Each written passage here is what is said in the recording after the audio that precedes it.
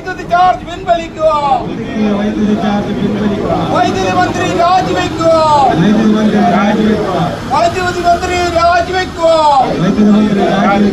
വൈദ്യുതി മന്ത്രി നീതി പാലിക്കുക. വൈദ്യുതി മന്ത്രിയുടെ ജനദ്രോഹ നടപടികൾ അവസാനിപ്പിക്കുക. ദൗർഭാഗ്യമെന്ന് പറയട്ടെ,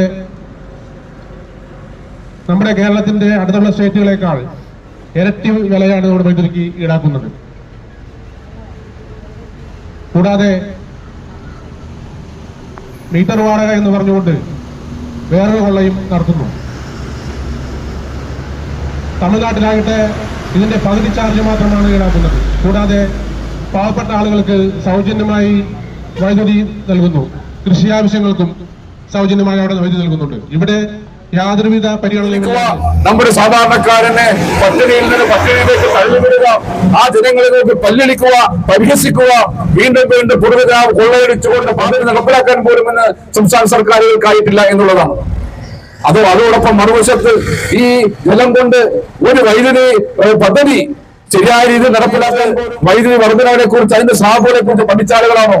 അതോ വൈദ്യുതി ഉത്പാദനത്തിന്റെ അല്ലെ പ്രസരണത്തിന്റെ അല്ലെ വിതരണത്തിന്റെ ഒരാൾ IAS ഉദ്യോഗസ്ഥരാണ്, ബാക്കി എല്ലാവരും പാർട്ടി നോമിനികളല്ലേ? ഒരാൾ നമ്മുടെ MMD പഴയ വൈദ്യുതി വകുപ്പ് മന്ത്രിയുടെ പ്രൈവറ്റ് സെക്രട്ടറി വിൽസനാണ് ഞാൻ മനസ്സിലാക്കുന്നത്. ഈ വിൽസൻ എന്ന് പറയുന്ന വിദ്വാനാണ് 2018 ഒന്നും ഒഴിവെക്കാൻ സാധിക്കുകയില്ല. ആ മണിയുടെ പ്രൈവറ്റ് സെക്രട്ടറി വിൽസനാണ് ഒരു റെഗുലേറ്ററി കമ്മീഷനിൽ ഒരു അംഗമായിട്ടുള്ളത്. മറ്റൊരാൾ പ്രദീപ് എന്ന് പറയുന്ന ഒരു വിദ്വാനാണ് CPM-ന്റെ NGO പ്രവർത്തനങ്ങളുമായി മുന്നോട്ട് പോകുന്ന ഒരു വ്യക്തി. അങ്ങനെ ഈ വൈദ്യുതി റെഗുലേറ്ററി കമ്മീഷൻ പറയുന്ന ആളുകളെല്ലാം പാർട്ടി നോമിനികളായ ആളുകളാണ്.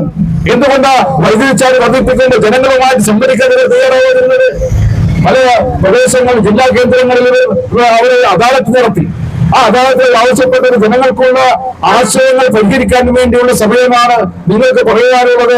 അദാലത്തിലേക്ക് പറയണമെന്ന് പറഞ്ഞപ്പോ ഞാൻ ഉൾപ്പെടെയുള്ള ആളുകൾ എറണാകുളം ടൗൺ ഹാളിൽ പോയതാണ് ഈ വൈദ്യുതി ചാർജ് വർദ്ധിപ്പിക്കരുത് എന്ന് ആവശ്യപ്പെട്ടുകൊണ്ട്. വൈദ്യുതി ചാർജ് വർദ്ധിപ്പിച്ചാൽ ഇനിയും താങ്ങാൻ സാധിക്കില്ല, ആത്മഹത്യ ചെയ്യേണ്ടി വരുമെന്ന് ആവശ്യപ്പെട്ട അമ്മമാരുടെ എണ്ണം നൂറുകണക്കിനായിരുന്നു എന്നൊപ്പം എന്നൊക്കെ പറഞ്ഞിട്ട് അവർ തെരഞ്ഞെടുപ്പിനെ നേരിട്ടത്. എല്ലാവർക്കും വേണ്ടിയുള്ള ഭരണമാണ് ജനങ്ങൾ പ്രതീക്ഷിച്ചത്. പാവപ്പെട്ടവന്റെ കണ്ണീരൊപ്പാനും വേണ്ടി അവതാരമെടുത്ത പാർട്ടിയുടെ വക്താക്കളാണ് ഞങ്ങൾ സാധാരണക്കൊപ്പമാണ് എന്ന് പറഞ്ഞുകൊണ്ടാണ് അവർ തെരഞ്ഞെടുപ്പിനെ നേരിട്ടത്.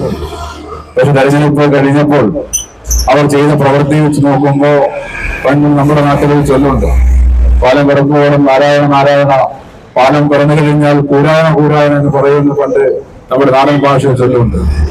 അതുപോലെയാണ് കേരളത്തിലെ പിണറായി ഗവൺമെന്റ്, പിണറായി വിജയൻ അധികാരത്തിലേറി കഴിഞ്ഞപ്പോ കേരളത്തിലെ ജനങ്ങളോട് വലിയ വെല്ലുവിളി ഉയർത്തിക്കൊണ്ട് സർവ്വ മേഖലകളിലും വിലക്കയറ്റം കൊണ്ടുവന്ന ഒരു സർക്കാർ ഐക്യ കേരളത്തിൽ ഇതിനു മുമ്പുണ്ടായിട്ടില്ല.